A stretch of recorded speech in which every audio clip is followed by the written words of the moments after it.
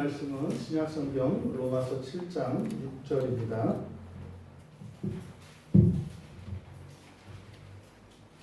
로마서 7장 6절 우리 같이 한 목소리로 함께 읽겠습니다. 이제는 우리가 얽매였던 것에 대하여 죽었으므로 율법에서 벗어났으니 이러므로 우리가 영의 새로운 것으로 섬길 것이요 율법 조문에 묵은 것으로 아니할지니라. 아멘. 바울 사도께서는 4절에서 그러므로 내 형제들아 너희도 그리스도의 몸으로 말미암아 율법에 대하여 죽임을 당했으니, 이렇게 율법에 대해서 죽임을 당했다 이렇게 말씀을 하셨습니다. 근데 이렇게 한 목적이 하나님을 위하여 열매를 맺게 하기 위함이다. 이제 5절에서 또 우리가 육신에 있을 때는 오히려 하나님의 열매를 고사하고 사망의 열매죠. 우리가 그렇게 사망에게 열매를 맺는, 다시 말해서 사탄의 종이 되어서 사탄에게 우리가 인생을 살아오며 만들어낸 이런 결실들을 사망을 위해서 주었다, 이런 의미입니다.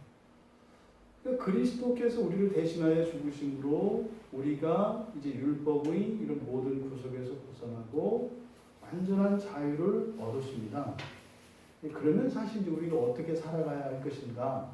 그것을 하나님을 위한 열매, 하나님을 위한 열매를 맺는 것이다 라고 말씀을 하고, 지난날에 대해서 5절에서 밝히고 이제 6절에서 이제는, 그래서 육신 가운데 있는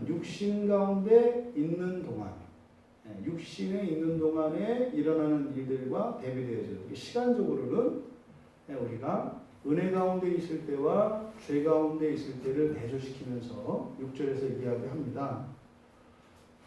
근데 우리가 이렇게 하나님의 열매를 맺는 것이 당연하다 이렇게 말씀을 드렸지 않습니까? 바로 앞에서 5절에서 밝혔던 것은 부정적인 그런 이유였습니다. 부정적인 이유라는 것은 뭡니까? 우리가 어쨌든 뭔가를 만들어낸다 이 말이에요. 나쁜 거이기는 하지만, 악한 것이긴 하지만 만들어냈다 이 말이에요. 그러면 우리에게 힘이 있다는 거죠. 그리고 우리에게 해가 되는 것, 또 하나님께도 죄가 되는 것을 만들어냈다면 싫어하는 일이잖아요. 나쁜 일이잖아요. 근데 기뻐하시는 것이고 우리에게 유익한 것은 당연히 할 수 있지 않겠습니까? 바로 이러한 부정적인 이유를 통해서 더 좋은 것, 선한 것, 그리고 하나님이 기뻐하시는 것, 그것을 위해서 살아가는 것은 당연하고 자연스러운 것이다. 그러니까요, 그래서 또 다른 성경이 계속 우리에게 가르치는 바, 꾸준히 일관되게 흐르는 성경의 기본적인 원리가 있는데, 예수를 믿는 사람에게 평소 하던 것보다 더 뭐해라 이렇게 하지 않아요. 이게 뭐예요? 쓸데없이 낭비하던 것들, 허비하던 것들을 아끼라고 얘기하죠. 알뜰살뜰 살아라 이렇게 얘기를 하지, 더 많이 해라 이렇게 하지 않는다 이 말이에요. 그러니까 과거에는 사망을 위해서 사망에게 내어주는 그러한 삶을 살았다면 이제 그것을 바꾸어서 생명의 열매를 맺으라는 거죠. 쉽게 이야기하면. 그리고 이제 이 6절에 있는 내용에서는 바로 앞에서 이야기했던 하나님을 위한 그 열매를 맺는 것이 합당하다고 하는 두 번째 이유를 또한 여기서 우리가 유추해내서 찾아낼 수가 있습니다. 왜냐하면 6절은 현재의 상태를 밝혀주거든요. 이제는, 그러니까 현재 우리의 상태가 어떠한 것인지를 가르쳐 주는데, 이것이 또 하나님을 위한 그 열매를 맺는 것이 당연하다라고 하는 두 번째 이유로 우리가 생각해 볼 수 있겠다. 그러면 지금 바울 사도의 고민은 그겁니다. 예수를 믿었어요. 그리고 구원을 얻었어요. 이것은 구약의 백성들이 율법을 행위로 지켰을 때에도 만날 수 없는 구원입니다. 다르다고요. 완전히 다르다고요.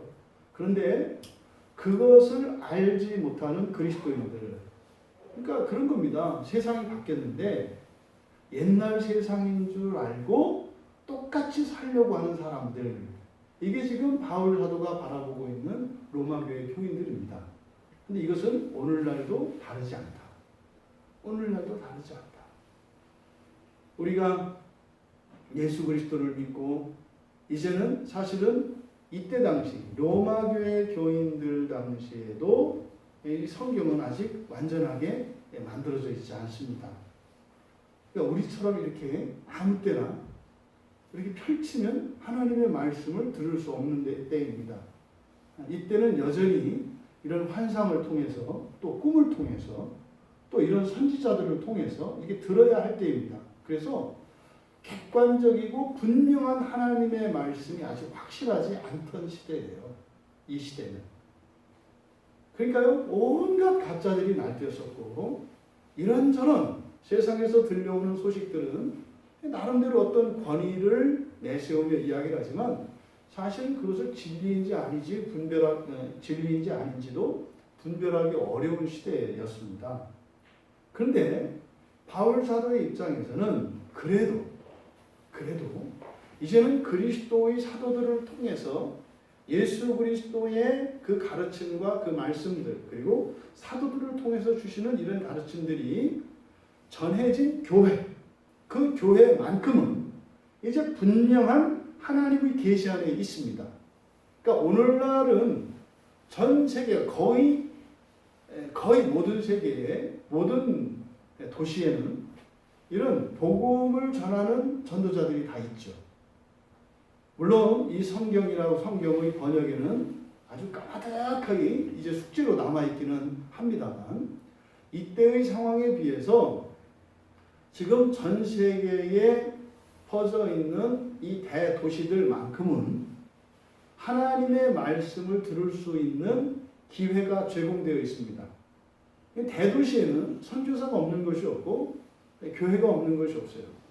심지어는 무슬림 지역이라 할지라도 이런 대도시 지역에는 교회도 있습니다. 심지어는 북한에조차 교회는 있습니다. 물론 그것의 온전함에 있어서는 차이가 있겠습니다만, 그러니까 이때 당시는 아주 극히 제한된 몇몇 교회 안에만 분명한 하나님의 계시의 말씀이 있었습니다만, 지금 이 시대에는 이때와는 비교할 수 없을 정도로 굉장히 유리하고 확실한 하나님의 말씀이 있죠. 근데 문제는 별로 다르지 않아요. 성경이 집에 있습니다만 이게 펴져야 말이죠. 성경이 펴지지도 않고, 또 성경을 펴서 읽는들 그냥 여기서 6절의 끝에 율법 조문에 묵은 것으로 아니할지니라. 근데 우리에게는 수리수리 마술이죠. 여전히 성경은 수리수리 마술이에요. 성경을 읽을 때마다 우리의 심령의 변화가 일어나고 말이죠. 우리의 삶 속에, 우리 마음 속에 있는 죄들이 막 들춰지고 그것으로부터 우리가 변화되어지는 이런 생생한 은혜의 체험들이 그렇게 일어나지 않는다는 말이에요. 이게 그게 뭡니까? 율법 조문에 묵은 것이라고요. 하지만 바울 사도께서 말씀하시는 이제에 속해 있는 이 로마 교회 그리스도인들, 이들이 어떠한 상황에 있는지를 다시 한번 밝혀주면서 이들이 살아야 될 바른 삶이 무엇인가를 다시 한번 구체적으로 말씀하고 있습니다. 4절에서는 하나님을 위하여 열매를 맺는 것이다, 이렇게 말씀을 했는데, 그러면 그 열매를 어떻게 맺을 것이냐? 이제 6절에서는 영의 새로운 것으로 섬긴다, 이렇게 얘기를 합니다. 근데 왜 안 되느냐? 율법 조문에 묵은 것을 했기 때문에 안 된다. 그러니까 우리가 예수를 믿고 있습니다만, 여러분들이 예수를 믿고 구원을 받았습니다만, 복음 안에 있습니다만, 우리가 이렇게 영의 새로운 것으로 섬기지 않는다면 거기에는 열매는 고사하고 싹도 나지 않는단 말이에요. 그런 일들이 지금 이미 오래전부터 교회 안에 계속 반복되고 있는 겁니다. 누누이 말씀드립니다만 여러분, 우리가 예수를 믿고 예수께서 우리에게 나누어 주신 그 구원으로 살아가는 일은 결코 만만치 않습니다. 왜냐하면 사단 마귀가 우리의 마음속에 있는 모든 죄성들을 동원해서 최대한 막기 때문입니다. 그러니까 우리의 힘만으로는 절대로 이 구원을 살아갈 수가 없어요. 하나님의 도움이 절대적으로 필요합니다. 그런데 그 하나님이 도우시는 그 도움과 우리가 참여하는 이런 참여, 이것이 동시적으로 일어나는 사건인 거죠. 그러니까 이 균형이 한 지점에서 만나질 때, 그때 비로소 우리의 삶 속에 이런 성령의 역사가 나타나는 겁니다. 지금 5절에서 죄의 정욕이 우리 몸을 사용해서 사망의 열매를 맺게 했다고 한다고요. 그러니까 5절에서 우리 몸은 뭡니까? 우리 몸의 지체는 그냥 도구로, 수단으로, 종으로 쓰임받은 거죠. 여러분, 월, 화, 수 3일의 우리의 삶을 돌아보시라고요. 여러분들 가운데는 뭐 그럴 수도 있고 안 그럴 수도 있습니다만, 이렇게 우리의 몸의 지체가 이렇게 우리의 죄의 정욕에 이렇게 종로로 탄 것이 있을 수 있습니다. 그것들은 보통 우리가 후회되는 것, 아쉬운 것, 이런 기억으로 남게 되죠. 근데 그것은 우리가 종노릇을 하긴 했습니다만 분명히 우리 몸의 지체를 통해서 그 일이 일어났다고요. 그러니까 우리 몸의 지체에는 그런 힘이 있어요, 없어요? 있다고요. 뭔가를 만들어낼 수 있는 힘이 있다는 사실입니다. 지금 바울 사도께서는 그렇게 이것은 로마 교회 교인들뿐만 아니라 우리들도 이렇게 우리의 지나온 시간들을 되돌아보면 이렇게 우리의 몸의 지체가 이용당해서 종의 노릇을 하는 이런 도구와 수단이 되는, 내 몸은 내 몸인데 내 몸이 아닌, 내 몸의 통제력을 빼앗기고 있는 이런 일들이 분명히 일어난다는 거예요. 그래서 우리가 우리의 일상생활에 일어나는 작은 변화들을 결코 부주의하게 흘려보내서는 안 됩니다. 다 의미가 있습니다. 또 우리 머릿속에 떠오르는 이런저런 생각들, 상상들, 이런 것을 가벼이 여기면 안 됩니다. 또 우리 마음속에서 일어나는 이런저런 감정의 변화들, 그런 감정의 변곡점들에는 분명히 어떤 영적인 기운이 있다고요. 그것을 우리가 알아차려야 합니다. 또 우리 마음속에서 일어나는 이런 거룩하고 선한 뜻들과 이런 계획들, 이런 것을 또 함부로 하면 안 된다 했잖아요. 그래서 우리는 늘 메모를 해야 된다. 기록을 해야 된다. 그걸 모아야 돼요. 이번 주에 그 교육자 수련회를 갔다가 하여튼 되게 은혜로운 시간이었었고 굉장히 특별한 그런 시간이었습니다. 우리 노회에 아주 존경을 받는 어느 목사님이 계세요. 근데 약간 너무 이렇게 너무 훌륭하셔서 이제 시샘도 받는 그런 목사님이 계세요. 그러니까 모든 면에서 완벽해요. 이렇게 신학도, 신앙도, 또 교회 목회도, 그러니까 이렇게 어깨에 힘 주실 만하다고요. 그러니까 이제 노예를 하거나 이렇게 회의적상에서 항상 당당하시죠.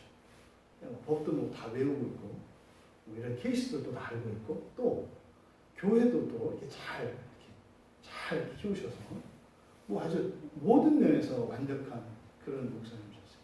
근데 이번에 깜짝 놀랐어요. 돌아오는 길에 갑자기 그 노 목사님이 이제 80이 넘으신 목사님인데, 내가 간증을 할 게 있어서 여러분이 내가 마이크를 잡았습니다. 이렇게 말씀을 하시는 거예요. 이게 그러잖아요. 너무 훌륭하면 사람들에게 어떤 대우를 받는지 아시죠?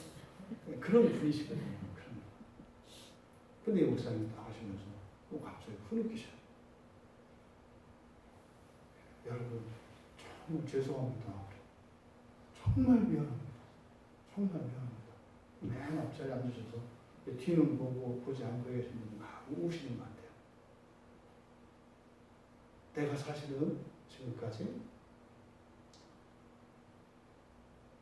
지금 이 자리에도 개척한 지 몇 년 안 된 목사도 있고 또 오래된 목사도 있고 또 교회를 잘 번듯하게 이렇게 성장을 시켜서 교회 건축도 하고 한 이런 교회도 있고 몇십 년이 됐지만 여전히 그 개척교회 상황에서 벗어나지 못하고 있는 그런 교회도 여럿이 있습니다. 제가 그동안은 그런 목사들을 내가 우습게 봤습니다. 문제가 있다고 봤습니다. 어떻게 목사가 돼가지고 몇십 년 동안 그 교회 하나도 제대로 못 세우고 저렇게 날마다 이렇게 도움을 받아가면서 감신히 이렇게 하는 걸 보고 마음속으로 굉장한 적개심이 있었대요. 참 못났다, 참 나쁘다, 참 악하다 이런 생각을 했대요. 근데 이번 수련회를 이제 마치고 돌아오는 그 목사님이 그러세요. 옛날 이제 그 목사님이 처음 목회할 때가 생각이 났대요. 그러니까 지금은 이제 뭐 강남에 있습니다만 뭐 옛날 뭐 지금 80대시니까 그분이 30대 이제 그 교회에 갇혔단 말이에요. 그럼 40몇 년 되셨겠어요. 그 교회 가신 지가. 그러니까 거기는 아직 개발 전이고 아주 시골이었습니다. 그러니까 사실은 서울 읍내 안으로 들어가지 못한 목사였다고요. 주변에 있는 시골에서 목회하던 목사님이었어요, 사실은. 근데 거기가 이제 막 강남 쪽이 막 개발이 되면서 그때 이제 막 교인들의 재산이 늘어나고 교회 재산이 늘어나고 하면서 이제 막 교회 건물도 세우고 그러다 보니까 이제 새로 이렇게 신도시가 형성이 되면서 이렇게 인텔리계층들이 들어오게 되고 중산층 이상 사람들이 오게 되고 그러니까 교인들이 완전히 바뀐 거죠. 옛날에 시골 사람들 가진 거 없고 배운 거 없고 뭐 이렇게 그랬던 사람들이 이제는 그분들이 이제 다 멀리 나가거나 이제 바뀌면서 부자가 돼가지고 부자 동네에 부자 목사가 된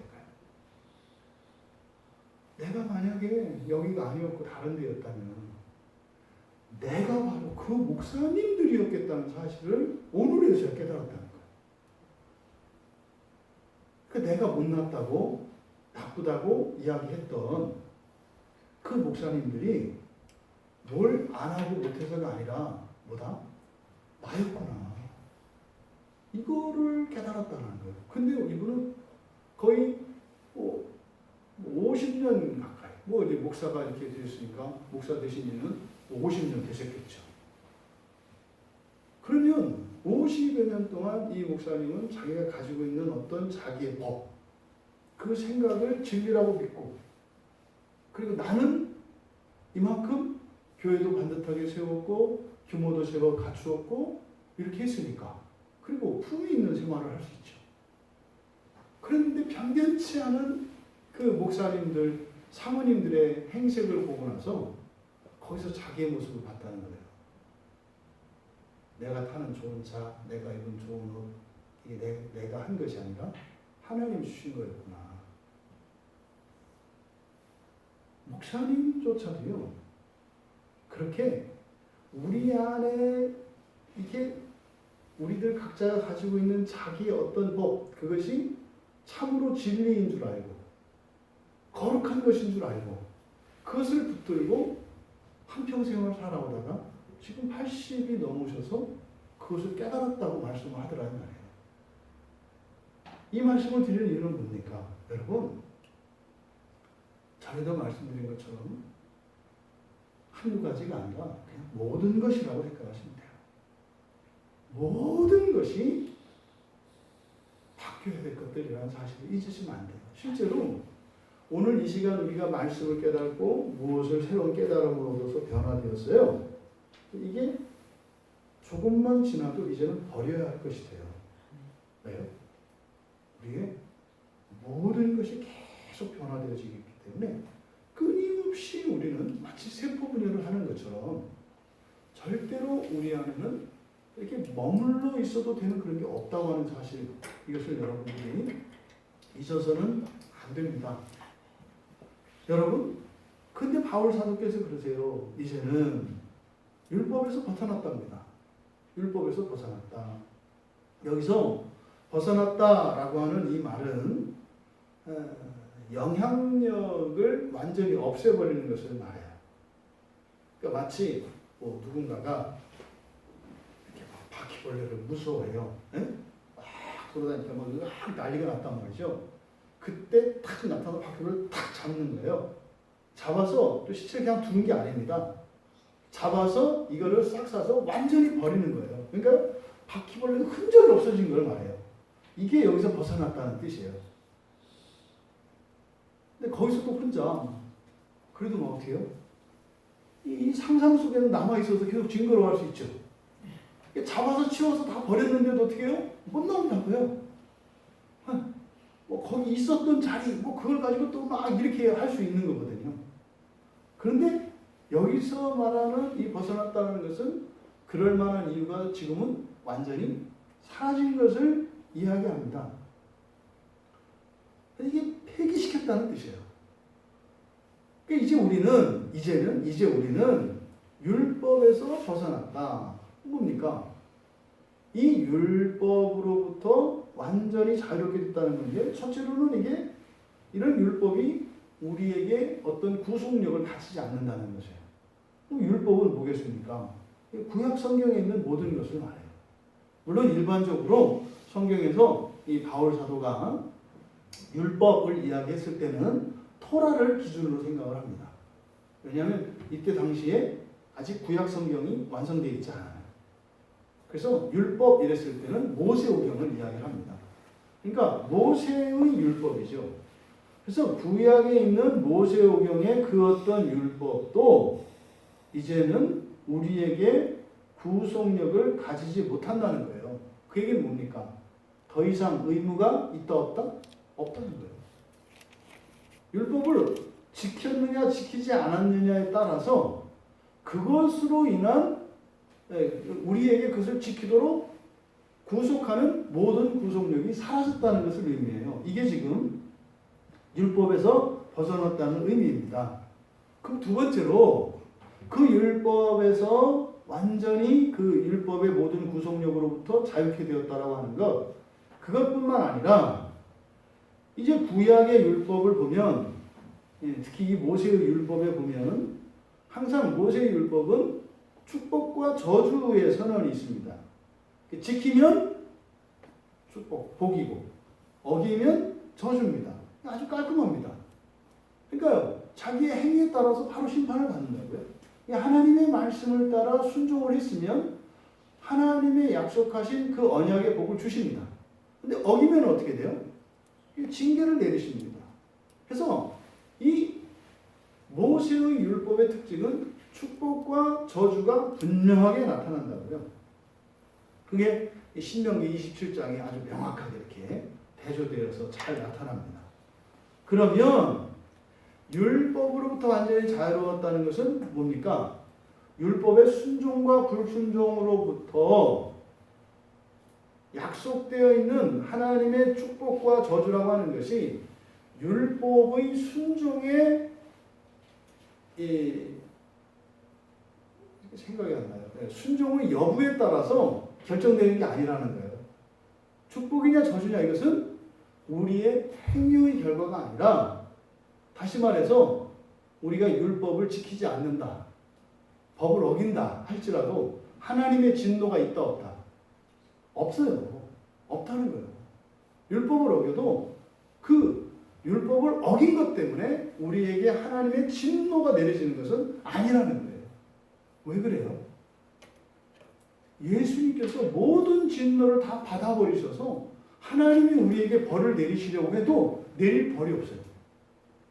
모든 진노를 그리스도의 십자가에서 다 쏟아 부으셨기 때문에 남겨진 진노가 없다고요. 그러니까 하나님이 여러분을 보시면 그냥 예뻐요. 왜요? 예수님이 그냥 모든 진노를 다 받아버리셨기 때문에 남은 건 뭐밖에 없어요? 복과 사랑밖에 없어요. 이게 지금 여기에서 우리가 율법에서 벗어났다는 의미입니다. 그런데 여러분 주변을 보세요. 여러분 스스로를 생각을 해보세요. 범죄를 하고 이렇게 하나님의 말씀을 어겼을 때 여러분 안에 이런 두려움과 죄책감이 들어요, 안 들어요? 들어요. 그리고 그게 아주 인간적이고 잘하는 거라고 생각하잖아요. 아니라니까요. 없어요. 더 이상 죄책이. 이게 이제 삐끗해서 잘못 나가면 어떻게 되는 거예요? 이제 뭐 그냥 막 가는 거죠. 막. 야, 이제 뭐 벌 없다. 나야 이제 이렇게 막 가는 거죠. 이제. 이게 이제 오늘날 이야기하는 이런 구원파 쪽에서 나오는 극단이에요. 한 극단. 또 심지어는 구원파만 그런 게 아닙니다. 구원파만 뭐 이단이 아니에요. 복음주의, 이 복음주의라고 하는 미명하에 원래 복음주의는 그런 게 아니에요. 이 복음주의가 이렇게 미국식 복음주의라고 해야 맞아요.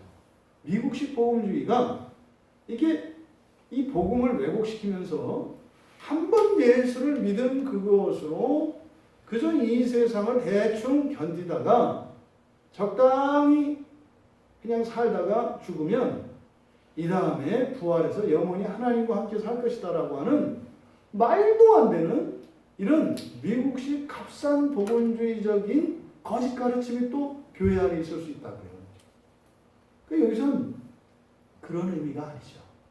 그런 의미가 아니죠.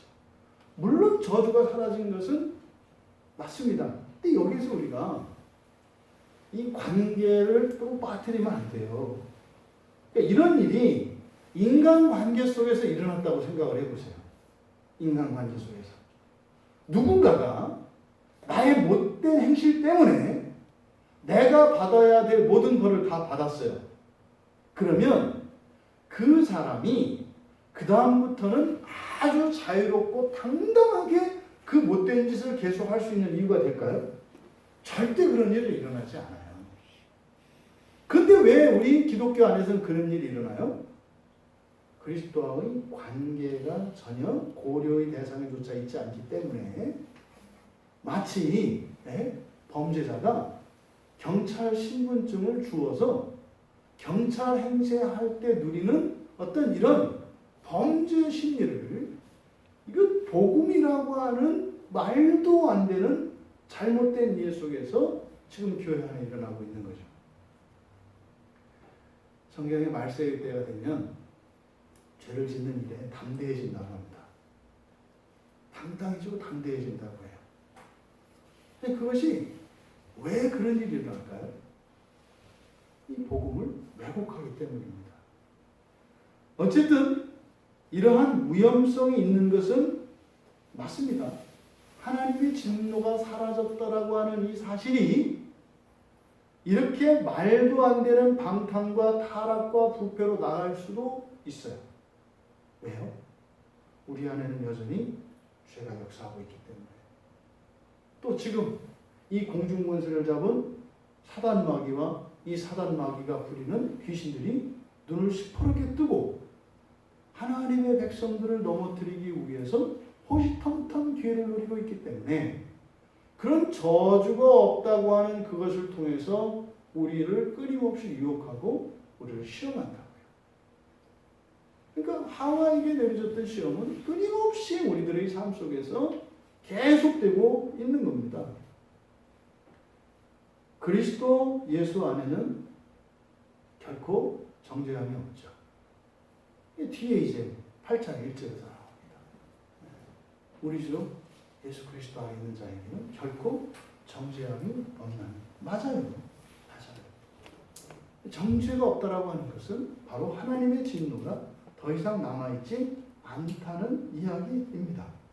이것은 예수님께서 십자가에서 하나님의 모든 진노를 다 받으셨기 때문에 그 결과로 우리에게 일어나는 일이죠. 구약에도 보면 이렇게 예수 그리스도께서 우리가 받아야 할 모든 진노를 다 받으셔서 우리에게는 더 이상 그러한 정죄와 진노가 없을 것이라고 하는 예언의 말씀들이 구약 성경에 많이 나옵니다. 그래서 여호와께서는 죄를 기억하지 않으신다고 그래요. 죄를 기억하지 않는다고 하실 때 첫째적인 의미는 뭐예요? 죄로 인한 하나님의 저주, 징계를 말하는 겁니다. 더 이상 이 죄로 인한 하나님의 진노는 우리에게 있지 않아요. 그러니까요, 이미 예수 그리스도에게 우리의 모든 죄에 대한 하나님의 진노를 다 쏟으셨기 때문에 더 이상은 하나님께는 우리의 죄가 남아있지 않은 것입니다. 그러니까 구약에서 이사야서 43장 25절, 예레미야 31장 34절 여러 구절들이 있습니다. 그래서 우리가 용서를 구하며 기도할 수 있는 거예요. 하나님 용서해 주세요 라고 기도했을 때 용서하지 않으려고 했는데 용서해 주시는 것이 아니라 이미 우리는 먼저 용서를 받았기 때문에 용서해 주세요 라고 기도할 수 있는 거예요. 그러니까 하나님 뜻 안에서 그것이 이루어지는 것입니다. 하지만 근데 이미 이루어졌는데 또다시 기도를 통해서 그것을 받는다는 것은 무엇이겠습니까? 하나님은 용서하셨지만 여전히 우리는 그 용서를 믿지 않는다고. 이 주일에 그 박 목사님 오셔서 말씀해 주셨다.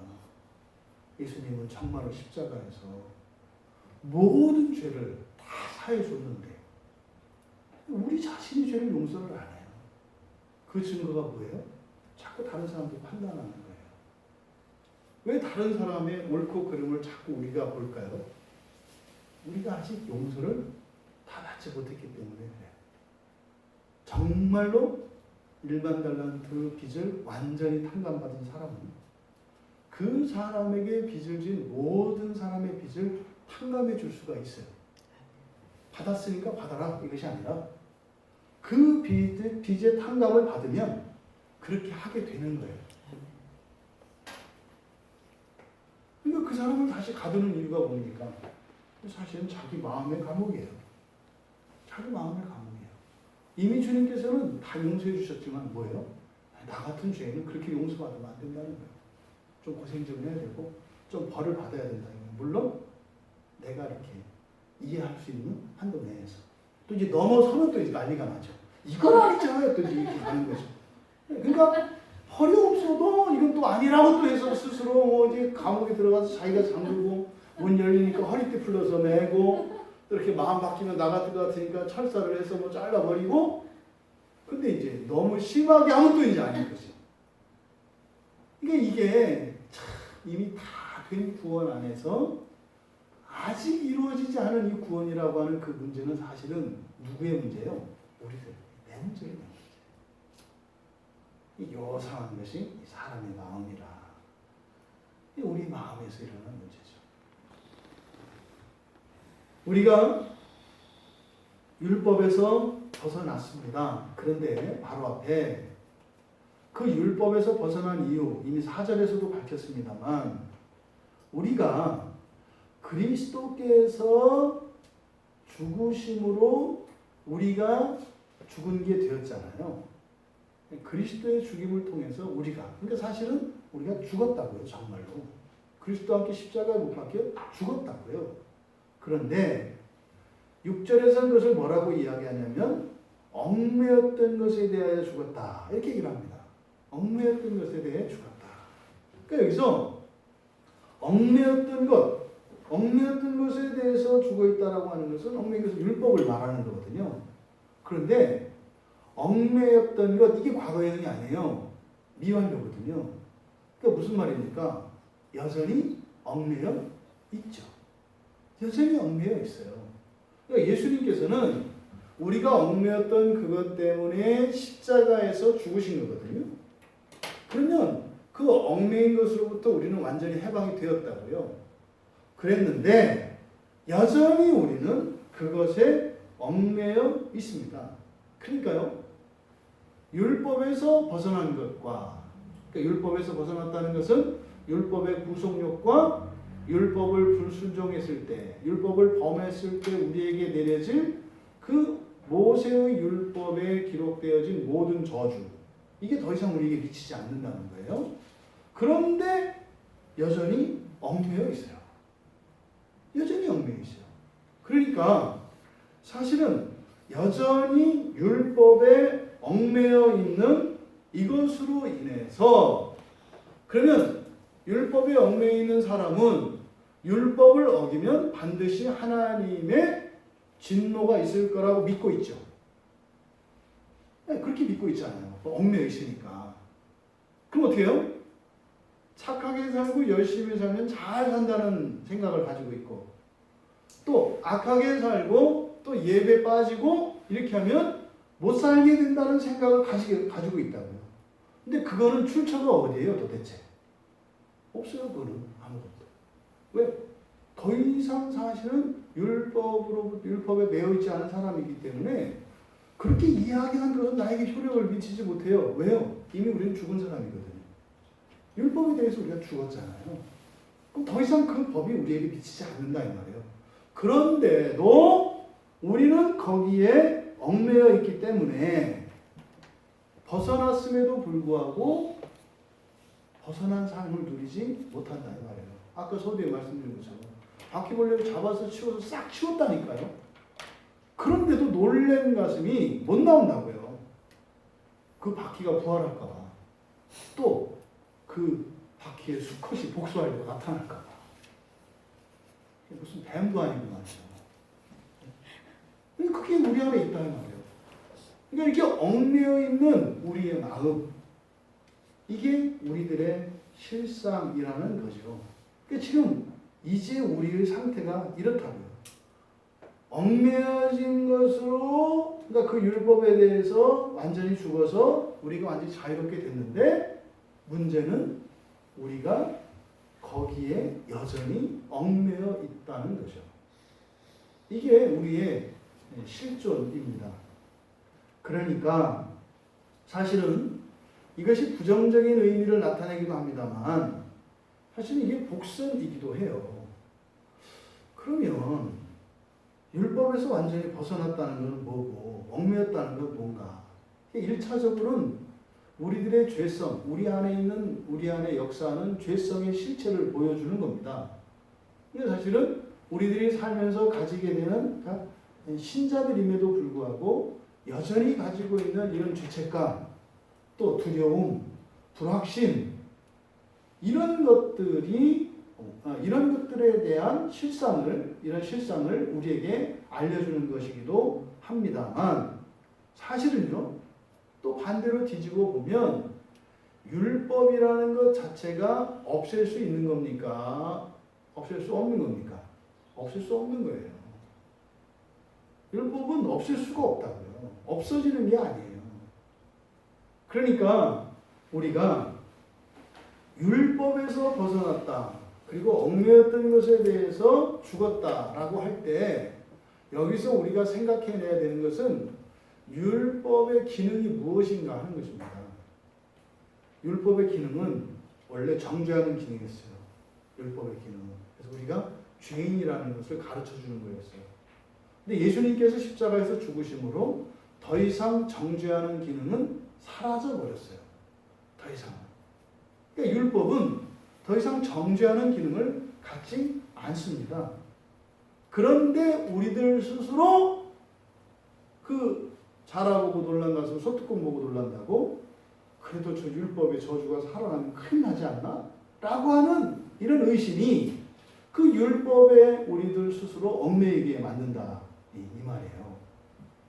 근데 여러분, 이 율법이 살아있어요. 근데 더 이상 정죄의 기능을 갖지 않아요. 그러면 이제 율법이 우리에게 주는 기능은 무엇이겠습니까? 바로 앞에서 이야기했던 하나님을 위한 열매를 맺는 길이에요. 이제는 나를 징그럽게 했던 바퀴벌레가 진짜 바퀴벌레가 아니라 하도 놀래니까 그 사랑하는 아빠가 남편이 그걸 이제 좋아하는 다이아몬드나 황금으로 이렇게 바꿔놨다 이 말이에요. 그래서 하도 그 바퀴벌레를 보고 놀래니까 이제 금으로 대신 만들어서 중간중간에 바퀴벌레를 놔요. 그러면 그 바퀴벌레를 볼 때마다 어떻게 하겠어요? 어머나 하면서 그냥 깜짝 놀래고 찾으러 다니지 않겠어요? 그래서 진짜 바퀴벌레도 저게 혹시 움직이는 바퀴벌레 아니야? 뭐 이렇게 가지 않겠어요? 율법의 기능이 이제 바뀌었다 이 말이에요. 이것은 여러분들의 신앙생활 속에서 그 진전, 여러분 안에 있는 신앙의 진전을 통해서 경험됩니다. 옛날에는 성경 말씀이 그렇게 잔소리 들리고 팍 하면 나 사생활을 침해할 것 같고 내 재산을 뺏어갈 것 같고 내 시간을 뺏어갈 것 같은 때가 있었다고요. 그래서 적당히 거리를 두고 이렇게 할 때가 있어요. 근데 이제 이것을 알게 되면 어떻게 해요? 이제 아마 넘어서 뭐 더 알려고 막 들어가는 거죠. 우리의 신앙의 그 여정을 봐도 그것을 알 수가 있다고요. 그래서 이제는 율법의 기능이 바뀌었습니다. 율법은 하나님의 사랑의 고백이고 살짝 흘리는 거예요.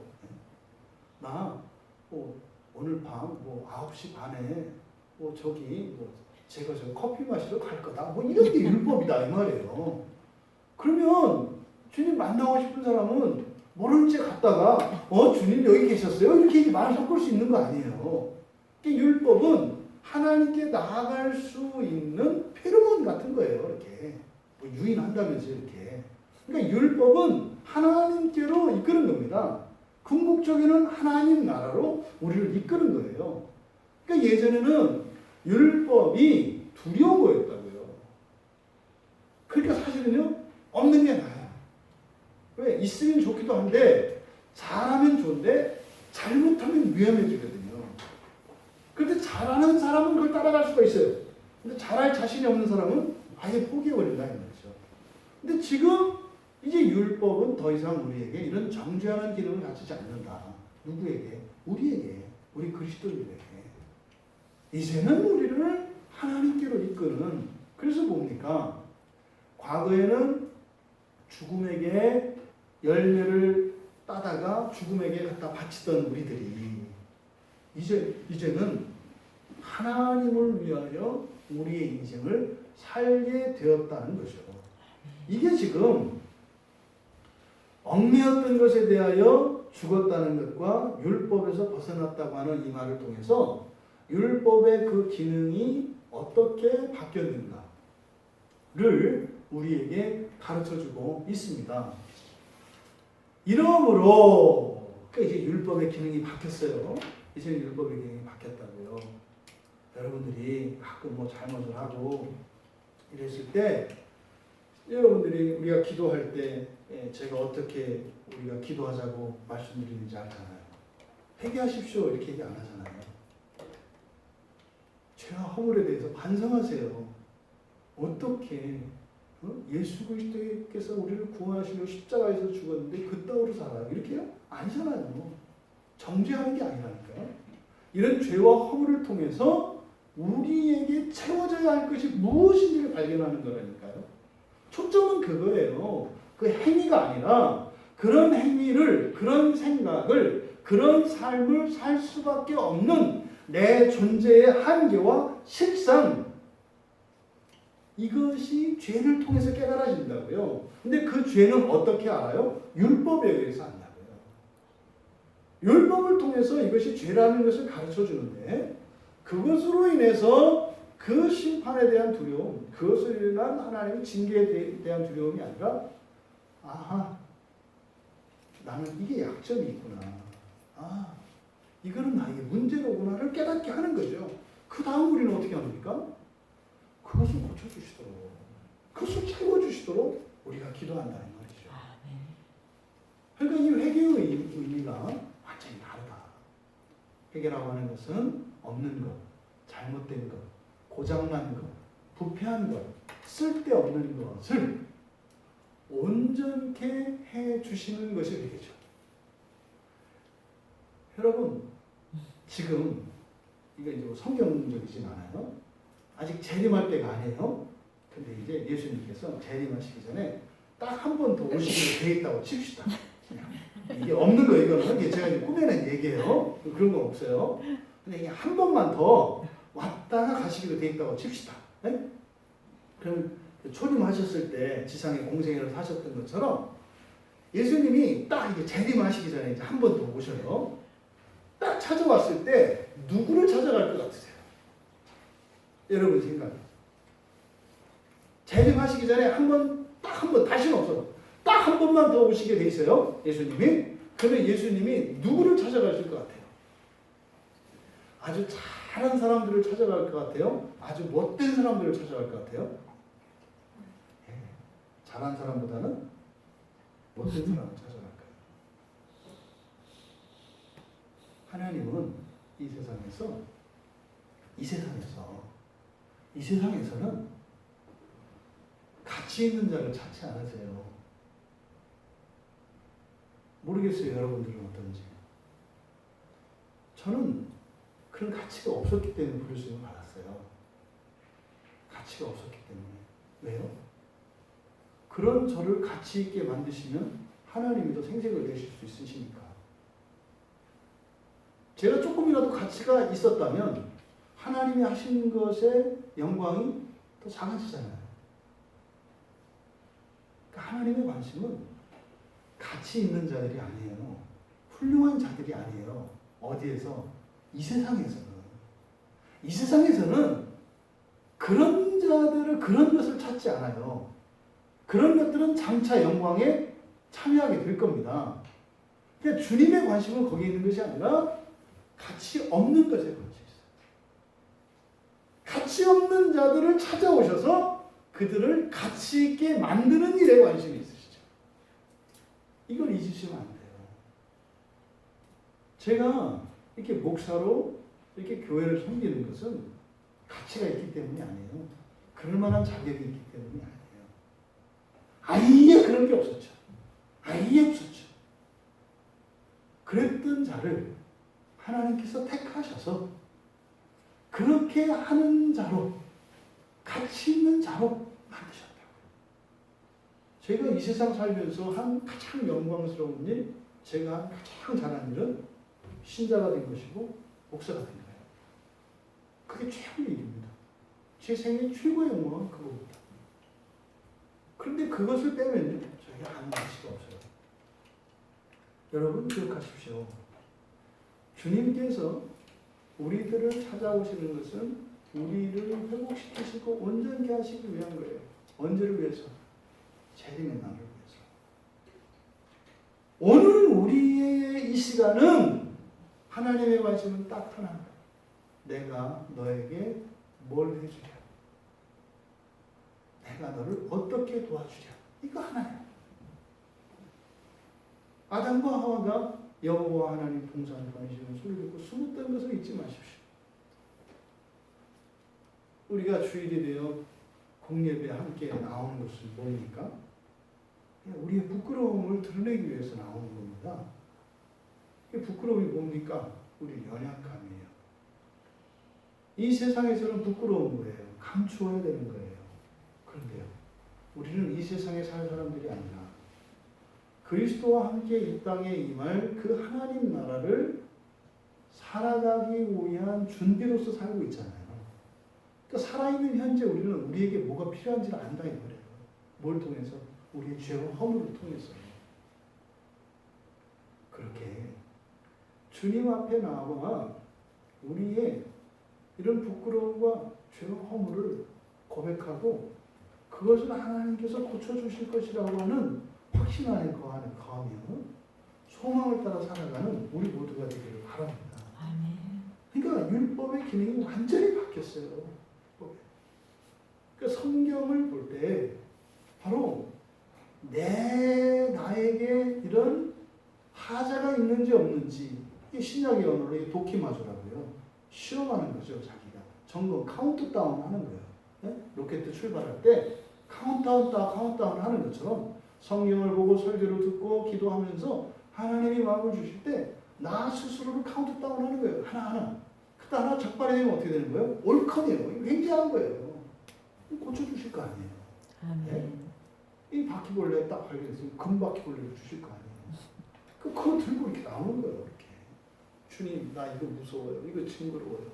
하나님께서 고쳐주신다는 거죠.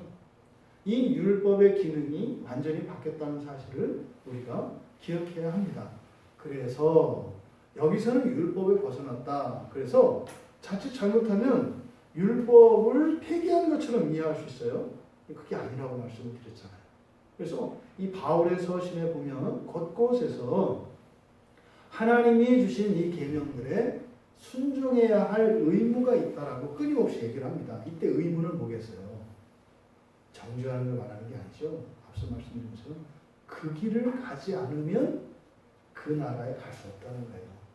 오직 그 길을 따라갈 때에만 그 나라에 도착할 수 있다는 거예요. 이 의무라고 하는 것은 멍해지어진 의무가 아니죠. 우리의 권리를 위해서는 이 길이 아니면 안 된다는 거예요. 여러분, 사랑하는 사이에 나를 쳐다보는 게 너에게 내리는 벌이야. 그게 벌이에요? 아니, 뭐 너무너무 사랑해요. 근데 뭐요? 이게 다른 때는 이게 서로 이렇게 연애하기 전에는 쳐다보지도 못하고 쳐다보면 눈 돌리고 이러다가 이제 둘이 사랑하게 됐단 말이에요. 내가 너에게 벌을 내릴 거야. 이제부터는 나를 봐야 돼. 너의 의무야. 근데 죽도록 그 의무를 준수할게. 뭐 이러지 않겠냐 이 말이에요. 그 바울이 하나님의 계명을 의무라고 이야기할 때는 바로 그런 의미죠. 그런데 여전히 우리의 마음속에는 얽매인 게 있어서 그렇잖아요. 또 머리가 있으니까 알긴 아는데요. 그게 이렇게 가슴으로 안 내려와서 뭘 내려오고 머리 있는 가슴에 있는 것이 있고 차가운 힘이 가서 가슴으로 내려주시옵소서. 뭐 체했나 뭐 내려드리고 이게 전인격적인 게 아니죠. 이게 뭐 율법에 대한 잘못된 이해죠. 우리는 율법을 통해서 어떻게 하나님을 사랑할 수 있는지 그리고 어떻게 그 나라에 이르게 되는지를 알게 됩니다. 그러니까 이것은요, 우리들이 어떻게 살아야 할 것인가, 어떻게 신앙생활을 해야 할 것인가를 가르쳐 주는 거죠. 그러니까요, 성경 없으면 우리는 맹이에요. 성경 없으면 맹이에요. 또 여러분 중에 다 외워놨다면 상관이 없겠지만, 외워놓지 않은 이상은 맹이에요. 이게 큰일 나는 거죠. 큰일 나는 거죠. 이러므로 우리가 영의 새로운 것으로 섬길 것이요 율법 조문의 묵으로 하지 않을 것이다. 그럼 영의 새로운 것과 율법 조문의 묵은 것은 서로 대조되는 거예요. 사실은 율법 조문의 묵은 것은 우리가 육체 가운데에서 행하는 것이겠죠. 근데 여기서 우리가 눈여겨보아야 할 단어가 하나 있습니다. 영이라고 하는 말, 그리고 섬긴다는 말입니다. 이 바울 사도의 영에 대한 이해를 여러분들이 가지고 있어야 돼요. 성경에서 이 바울이 자주 사용하는 용어예요. 이 영이라고 하는 것이. 그래서 이게 뭐다 이렇게 얘기하기는 어려워요. 굉장히 문맥에 따라서 굉장히 다양한 의미를 품습니다. 또 영이라는 게 뭐냐? 영. 푸리마잖아요. 푸리마. 우리가 인간론적으로는 뭘 얘기해요?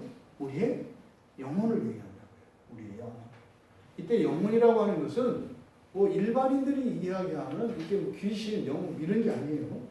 이것은 육체와 상대되는 개념으로서의 영이에요. 왜냐하면 이때 당시에 이 헬라의 세계관이 이 로마 제국을 다 다스렸단 말이에요. 이 정신세계 속에는 헬라적 사고가 이게 지배하고 있었어요. 이 사람들은 영육 이원론적인 사고를 가지고 있었습니다. 영육 이원론이라고 하는 것은 육은 나쁜 거예요. 영은 좋은 거예요. 그래서 이 부분이 오늘날도 굉장히 이게 지금 오해가 많이 되는 부분이에요.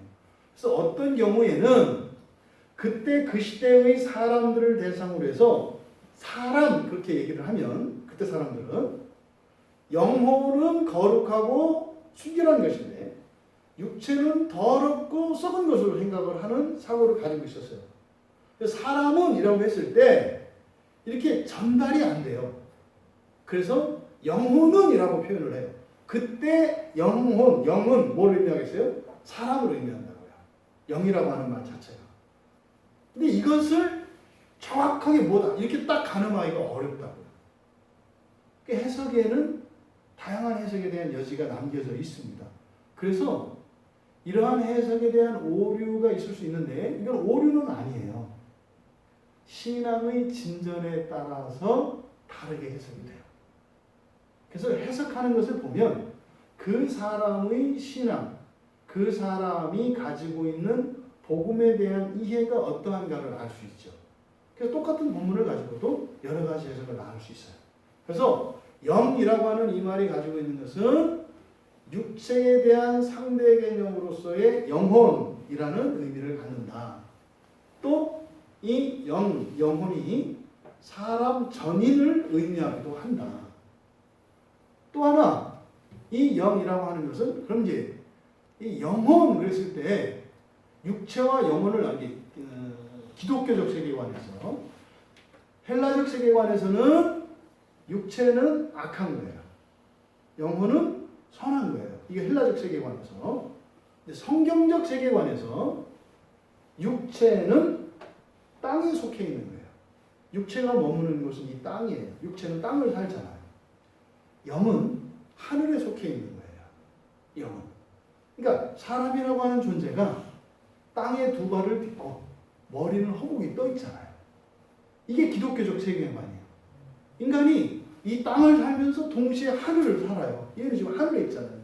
얘는 땅 밟아본 적 있어요. 군대 가서 많이 박아놨어요. 여러분은 안 살아봤을 거예요. 사는 거 뒤통수 가지고 사는 거. 주무실 때. 그러니까 이때 성경적 세계관에서 영이라고 하는 것은 하늘에 처소를 둔 존재라는 뜻이에요. 육체는 땅에 처소를 둔 존재라는 뜻이에요. 그러니까 둘 사이에서 싸운다고요. 이 둘 사이에서. 그래서 이 땅에 그리고 저 하늘에 속하는 존재는 둘이에요. 바로 천사와 사람. 그러니까 천사와 사람이 땅 따먹게 하는 거라고요. 천사가 이 세상을 이 땅을 정복하려고 해요. 얘들 누구예요? 사탄마귀죠. 쫓겨나가지고. 왜? 하늘에 얘들이 원래 있던 자리가 하늘이거든요. 근데 그 처소에서 쫓겨났다고요. 쫓겨났으니까 어떻게 해요? 자기 처소를 마련해야 되잖아요. 이 땅으로 자꾸 넘본다고요. 근데 이 땅은 누구의 처소예요? 사람의 처소라고, 사람의. 그러니까 아담 할아버지한테 안 될 것 같으니까 아담 할아버지가 사랑하는 하와에게 찾아가가지고 사랑하는 그 하와를 통해서 아담을 넘어뜨리잖아요. 이거는 오늘날도 똑같이 그래요. 여인들의 타락이 목표가 아닙니다. 그것을 통해서 남성들을 타락시키는 거예요. 머리를 치는 데 있다고. 그걸 통해서 교회를 치려고 하는 거죠. 그러니까 이 싸움이 지금 이 땅 안에서 일어나고 있어요. 사실 여러분 가정 안에 이 싸움이 계속 일어나요. 여러분 가정을 여러분이 주인이죠. 근데 어떻게 해요? 그럼 마귀가 여러분 가정을 먹으려고 들은다고요. 그게 가족 간에 일어나는 불화, 다툼, 의심, 미움, 오해 이런 거예요. 이걸 여러분들이 영적인 눈으로 이것을 바라볼 수 있어야 한다. 그러니까 제일 중요한 게 뭐예요? 우리 집 안 뺏기는 거예요. 누가 좀 잘못했더라도, 누가 나한테 손해를 끼치더라도 그것보다 더 중요한 건 뭐예요? 우리 집 주인이 안 바뀌는 거예요. 우리 집은 누가 주인이어야 돼요? 우리가 주인이어야 된다니까요. 이 교회 주인은 누구여야 돼요? 우리 너무 또 예수 하지 말고 예수 안에서를 전제로 얘기하는 거예요. 가정도. 어차피 맡겨주는 청지기는 우리 아니에요. 우리가 여기를 지켜야 되잖아요. 이것보다 더 큰 가치는 없다고 하는 사실을 잊으시면 안 돼요. 아멘. 그래서 하늘과 땅에 동시에 존재하는 그 실체로서 영이라는 게 있다. 우리의 영혼은 그렇다. 그래서 이 땅에 속한 이 몸 안에 아직 있잖아요. 그러니까 이거는 마치 그 나무꾼에게 옷을 뺏겼던 선녀의 마음과 같은 게 우리의 영혼이에요. 훨훨 날고 싶어 이렇게 옷만 찾으면. 물론 그 동화에서는 애를 셋 낳는 바람에 못 날아요, 그렇죠? 우리는 그래서 하나님이 오시잖아요. 하나님이 오셔서 이 땅 하늘나라를 세워주니까 안 날아가도 돼. 여기서 부활해서 우리는 살 거니까 그 날개가 없어도 우리는 된단 말이죠. 우리는 부활을 통해서 이 세상을 살아갈 거니까. 그리고 또 하나 영에 대한 그 중요한 개념은 성령입니다. 성령. 그래서 거룩한 영 이렇게 나타나죠. 거룩한 영. 그래서 거룩한 영이라고 해서 또 다 성령이냐? 또 그것도 아니에요. 거듭난 신자의 영혼도 거룩한 영이거든요. 근데 하나님으로서의 성령 그리고 거듭난 신자의 영혼으로서 거룩하게 된 신자의 영혼도 거룩한 영이거든요. 근데 이게 이제 헬라어 원문에서는 대문자로 표기를 합니다. 성령을 나타낼 때는 대문자. 영어에서도 하나님을 뜻할 때는 God 할 때 대문자 G를 쓰고 그냥 신들 할 때는 소문자로 쓰는 것처럼 성령을 나타낼 때 이 거룩하다, 거룩한 영, 그래서 하기오스 푸뉴마, 그리고 이 푸뉴마 할 때 그 영의 첫 글자를 대문자로 쓰거나 이렇게 이걸 가지고 성령을 의미하는지 그냥 우리들의 영혼을 의미하는지 아니면 천사들도 영이죠. 천사들도 영이죠. 이것이 바울이 사용하는 영에 대한 개념입니다. 그래서 이것들은 문맥을 통해서 그리고 바울이 가지고 있는 이런 영에 대한 이해를 가지고 우리가 성경을 봐야 합니다. 그 다음에 두 번째 단어가 섬긴다라는 뜻이 섬긴다라는 말이에요. 섬긴다. 여러분 뭘 섬겨요? 우리가 영의 새로운 것으로 섬길 것이요. 뭘 섬겨요? 나와 있어요? 안 나와 있어요? 여기에? 그러니까 섬긴다 그러면 딱 떠오르는 게 하나님 아니에요? 우리는 섬기면 하나님이잖아요. 우리가 섬기는 분은 하나님이니까. 그러니까 지금 성경에서 우리가 영의 새로운 것으로 섬길 것이요. 그러니까 우리말 성경을 가지고 보면 딱 또 그렇게 말할 수도 있는 거예요. 여러분, 우리는 이제 하나님을 섬기되 이제 우리가 율법에서 벗어났으니 하나님을 우리의 영의 새로운 것으로 섬겨야 합니다. 여러분의 돈과 여러분의 수고가 아니라 영의 새로운 것으로 섬겨야 합니다. 여러분, 영의 새로운 것은 기도입니다. 기도를 통해서 우리는 하나님을 섬길 수 있습니다. 이게 다 거짓말이라고 얘기하는 거예요. 진짜 하는 게 아니라. 그 얘기가 아니에요. 여기 지금 목적어가 빠져 있어요. 목적어가. 여기서 영의 새로운 것으로 누구를 섬기느냐? 목적어가 우리를 영의 새로운 것으로 우리를 섬길 것이요. 이 말은 앞에 5절에 나와 있는 말을 염두에 두고 대조시키는 겁니다. 바로 앞에 5절에서는 우리 몸의 지체가 어떻게 이용됐습니까? 죄의 정욕이 우리의 몸을 사용했죠. 우리의 몸의 지체를 도구로 이용했잖아요. 근데 사실은 여기서 죄의 정욕이라는 게 사실은 누구예요? 나죠. 네, 나잖아요. 똑같이. 이 죄의 정욕이라는 것도 나고, 실체론적으로는 또 여기서 섬겨야 되는 대상도 나라고요. 그런데 여기서 뭐라고 이야기했냐면 우리가 우리를 섬겨야 합니다. 이렇게 얘기한 거예요. 이렇게 얘기하면 여러분 딱 떠오르는 느낌이 어떤 느낌이에요? 인본주의 이런 거 떠오르잖아요. 내가 우상인데, 내가 신인데, 내가 나를 섬기라고 하는 것인가? 그런데요, 사람이 자기를 사랑하는 것보다 더 큰 사랑이 있겠어요? 하나님 빼고? 없어요. 원래 우리는 우리를 섬겨요. 아닌 척하지 마세요. 우리는 우리를 섬긴다고요. 그런데 5절에서는 뭐라 그랬어요? 우리가 우리를 섬기는 게 아니라 죄의 정욕의 도구가 된다고 했어요. 여러분, 이 몸의 지체를 우리가 섬겨야 한다고 지금 얘기하고 있어요. 바울 사도는. 우리들이 가지고 있는 이 몸에 대한 이해를 새로 할 필요가 있습니다. 하찮게 여기면 안 돼요. 우리의 몸도 뭐 해야 된다? 섬겨야 된다. 그러니까 특히 여러분들 자매님들은 화장할 때마다 어떤 생각하죠? 내가 내 몸을 섬긴다. 일단 거기까지는. 근데 문제는 그 뒤에 뭐라 그랬어요? 그렇게 해서 섬기는 게 아니라 영의 새로운 것으로 섬길 것이야. 저 화장품 갖고 섬길 것이 아니라 영의 새로운 걸 이렇게 화장할 때마다 그래, 내가 이것을 대신해서 영의 새로운 것으로 나를 섬길 거야. 이렇게 하시면서 화장을 하시면 아주 좋은 경건생활에 도구가 될 것 같아요. 화장도. 그러면 우리를 섬기는 이 영의 새로운 것, 이 영의 새로운 것이 뭐냐? 이 소유격이 가지고 있는 주체, 객체의 소유격이 있다고 했어요. 그렇죠? 그러니까 영의 새로운 것, 그랬을 때는 영이 새롭다. 뭐 이럴 수도 있어요. 영이 새롭다. 또 영을 새롭게 한다. 이렇게 할 수도 있어요. 그럼 영이 새롭게 하고 또 영을 새롭게 한다. 이게 지금 영의 새로운 것이라고 하는 요 두 단어가 가지고 있는 의미예요.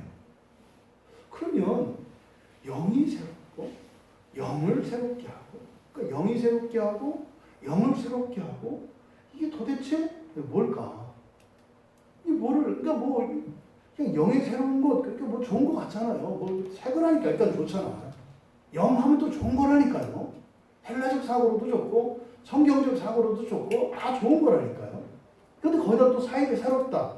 이때 새롭다라고 하는 것은 네오스가 아니고 또 새로운이라고 하는, 완전히 질적으로 새로운 거라고 했어요. 이 카이로스라고요. 그러니까 야, 이게 무지 좋은 거예요. 그게 뭐냐고. 그게 뭐냐. 그러니까 무지 좋은 걸 알겠는데 이게 마치 그거잖아요. 이게 좋은 거야 하고 이렇게 선물을 줬는데 뜯어보지는 막 이런 거잖아요. 아, 그럼 죽을 때까지 안 뜯어보면 무지 좋은 거 나하고 무슨 상관이에요. 근데 이런 일이 일어나죠. 뭐라고 그랬어요? 율법 조문에 묵은 것으로 할 것이 아니요 영의 새로운 것으로 섬겨라. 그럼 우리는 어떻게 한다는 겁니까? 율법 조문에 묵은 것으로 우리의 몸을 섬기고 있다는 거죠. 그러면 우리의 몸에게 도움이 된다, 안 된다? 안 된다라는 거예요. 그럼 여기서 율법 조문이라고 할 때 조문이 뭐냐면 글자예요, 글자. 레터라고요, 레터. 그러니까 율법 조문 하면 이 사람들이 딱 떠올리는 게 뭐냐면 두루마리예요, 이렇게. 두루마리나 이런 파피루스에 있는 적혀 있는 율법 글자들이 떠오른다고요. 그러면 율법 조문에 묵은 것 하니까 따오죠. 묵은 양피지, 묵은 파피루스, 이게 딱 생각이 난다고요. 그러니까 뭡니까? 구약의 두루마리예요. 구약의 두루마리. 그러니까 이것을 가지고 섬길 것이 아니요 영의 새로운 것. 그럼 이 영의 새로운 것이 무엇이겠는가? 이 이제 에스겔 선지자의 말씀에서 우리는 바울 사도가 얘기하려고 하는 것이 에스겔 선지자 말씀이구나.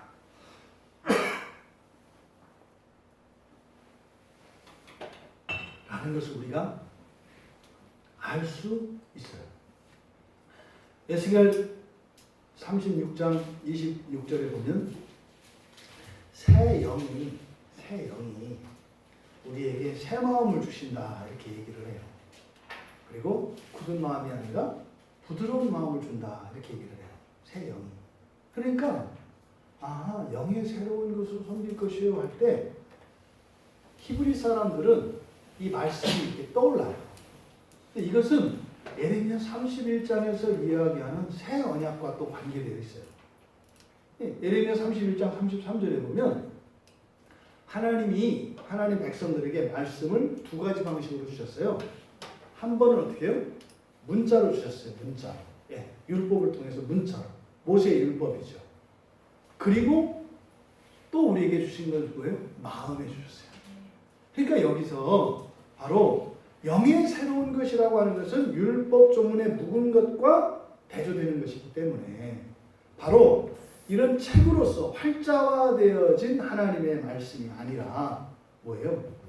우리의 마음에 새겨진 하나님의 말씀을 얘기하는 거예요. 누누이 말씀드리잖아요.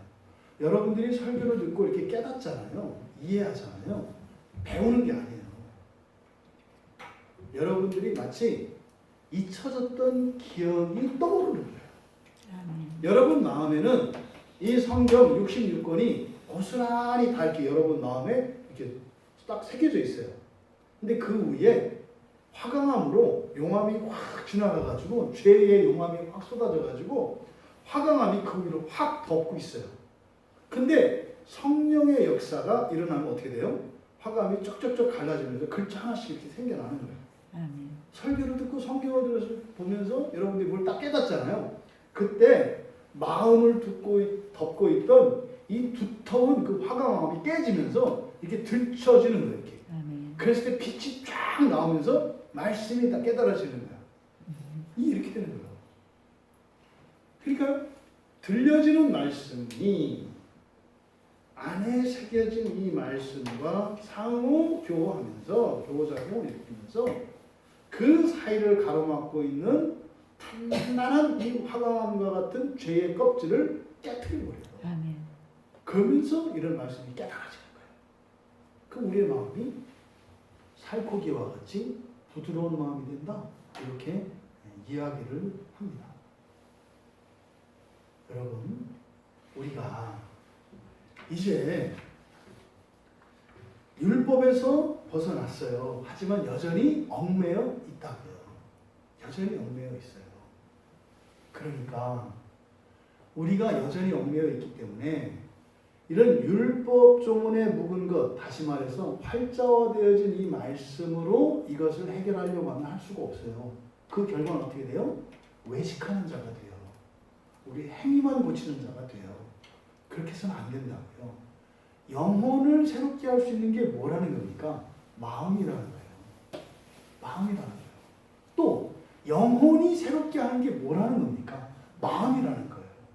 그래서 지킬 만한 것이 뭐라고요? 마음이라고 얘기를 하는 거예요. 그래서 이 마음 안에 비밀이 있다 이 말이에요. 그래서 우리가 이제 율법에 얽매여 있으면서도 벗어나 있는 우리의 초점은 우리를 섬겨야 돼요. 뭐를? 우리의 눈과 귀와 입과 손과 발과 우리의 이런 내장 장기들과 모든 것을 우리가 섬겨야 돼요. 무엇으로요? 영의 새로운 것으로. 영의 새로운 것은 여러분 마음이에요. 예일대학교에서 2011년인가 2012년인가에 중요한 연구를 했어요. 이 마음에 대한 연구가 지금 과학자들에서 굉장히 많이 연구되고 있거든요. 860칼로리짜리 음식을 주고 다른 한쪽은 180칼로리짜리 음식을 줬대요. 그래서 그러니까 같은 연령대에 비슷한 조건의 사람들을 모아놓고 두 그룹으로 나눴어요. 그래서 한쪽으로는 그러니까 180, 860이니까 한 6배, 5배, 5, 8, 40, 한 5배 정도 되잖아요. 영양가가. 그러면 칼로리가 높은 걸 먹으면 우리 몸에서 칼로리가 많이 채워지면 나오지 않는 호르몬이 있대요. 그러니까 배고픔을 느끼는 그 호르몬이 있다네요. 그러면 영양분이 충분히 섭취가 되면 그 호르몬이 안 나온대요. 그래서 이렇게 먹고 싶지 않은 포만감이나 이런 게 생긴대요.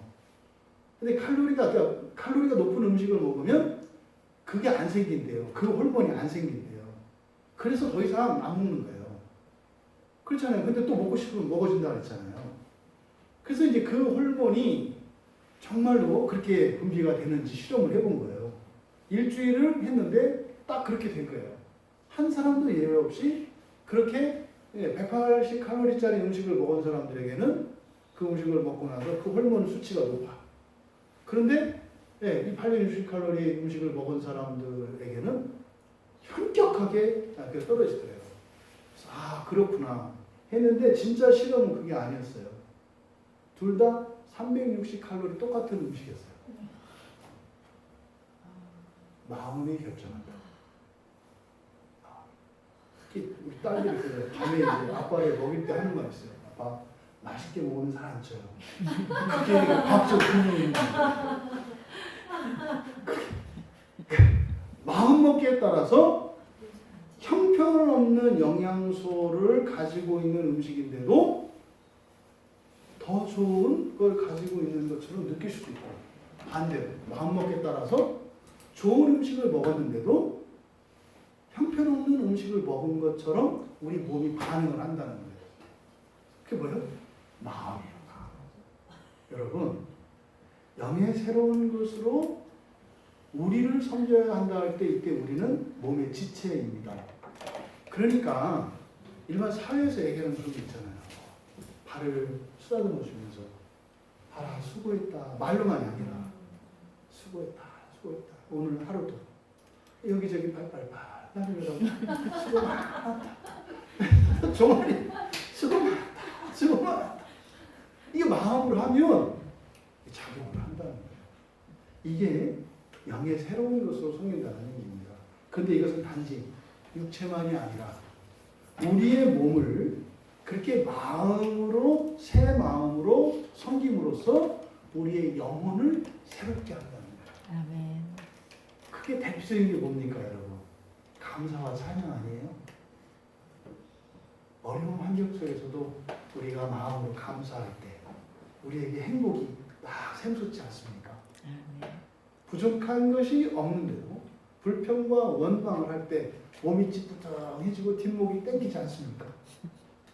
여러분, 이 우리의 그리스도인들의 몸은, 그리스도의 몸의 지체는 환경과 물질과 이런 이 땅의 것으로가 아니라 바로 마음을 통해서 우리의 몸을 섬기한다는 사실입니다. 이 마음가짐이 단지 육체적인 것뿐만 아니라 우리의 영혼에도 영향을 미친다는 것이에요. 이 말씀을 통해서 우리가 이때 당시에 그리스도인들이 복음을 들었어요. 근데 이 복음을 받아들였을 때 이들이 이것을 마음으로 받아 믿음에, 그리고 그 복음이 주는 그 구원에 대한 확신과 그 가치를 알아서 현재의 삶 속에서 이런 환난이 있음에도 불구하고 장차 이루신 그 그리스도의 구원에 대하여 감사하는 마음으로 살아야 할 것을 이야기하고 있습니다. 여러분, 이제 살고 있는 이 세상은 우리가 살아갈 영원한 세상이 아닙니다. 장차 이 땅에 임할 그 나라를 위하여 우리는 살아가고 있습니다. 그래서요, 우리는 우리의 영혼을 날마다 거룩하게 하기 위하여 살아갑니다.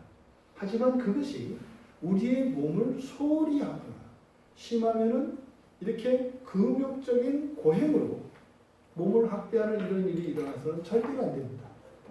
바울사도께서는 우리의 몸과 우리의 영혼이 똑같이 섬김받아야 할 것으로 이야기합니다. 왜 섬긴다고 했을까요? 우리의 몸은 하나님을 위한 열매를 맺는 거룩한 것이기 때문에 섬겨야 하는 것이에요. 내 몸이지만 내 몸을 함부로 할 수가 없습니다. 마치 내가 내 몸의 종인 것처럼 내 몸을 섬기라고 말씀하신 이 바울 사도의 참된 의미, 영혼과 육체를 차별하지 않고 똑같이 거룩한 하나님의 형상으로 우리가 귀히 존중히 여겨야 할 것, 또한 몸을 섬기는 이유가 영혼에 있고 또 영혼의 새로워짐이 몸을 강건케 하고 새롭게 한다고 하는 이 사실을 통해서 우리도 대부분은 이 세상에서 죽음을 경험하겠지만 죽지 않고 부활하고 영원히 사는 사람들의 삶의 태도를 유지하며 세상과 구별되는 삶으로 우리가 살아가는 복된 그리스도인들 다 되시기를 주님의 이름으로 축원합니다. 말씀을 생각하며 잠시 기도합니다. 우리는 지금까지 무엇으로 우리 자신을 섬기며 살아왔습니까? 또 우리의 영혼과 육체에 대한 이해가 따로 분리되어 있지 않았습니까?